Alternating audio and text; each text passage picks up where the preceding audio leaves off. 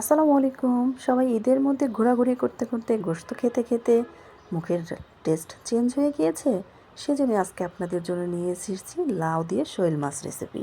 একদম মুখের টেস্টটা পুরোপুরি চেঞ্জ হয়ে যাবে, একবার ট্রাই করেই দেখুন।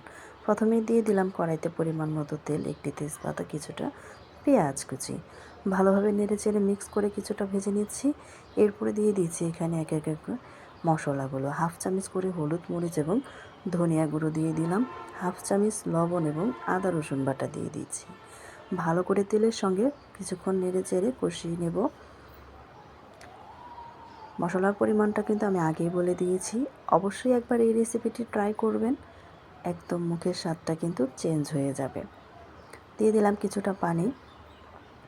এখন দিয়ে দিচ্ছি এর মধ্যে মাছগুলো দিয়ে কিছুক্ষণ উল্টে পাল্টে ভালো করে কষিয়ে নিয়ে মাছগুলো নিয়ে নিচ্ছি, নামিয়ে এক সাইড করে রেখে দিলাম। এখন দিয়ে দিচ্ছি লাউগুলো কীভাবে কেটে নিয়েছি স্ক্রিনে নিশ্চয়ই দেখে বুঝতে পারছেন। ভালোভাবে লাউগুলো নেড়ে চেড়ে মিক্স করে ঢাকনা দিয়ে ঢেকে বারবার নেড়ে চেড়ে কিছুক্ষণ কষিয়ে নিতে হবে। লাউটা যখন 80% সেদ্ধ হয়ে যাবে তখন এর মধ্যে দিয়ে দিচ্ছি কাঁচামরিচ ফালি এবং কিছুটা গরম পানি। অবশ্যই গরম পানি অ্যাড করে দেবেন, এতে করে লাউয়ে তাড়াতাড়ি সেদ্ধ হয়ে যাবে।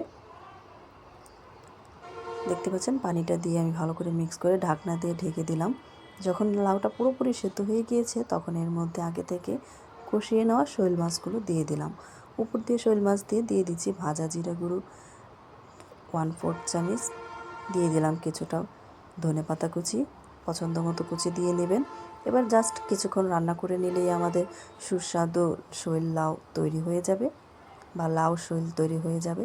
অবশ্যই বাড়িতে এভাবে করে একবার ট্রাই করবেন। কেমন লাগলো অবশ্যই কমেন্ট করে জানাবেন।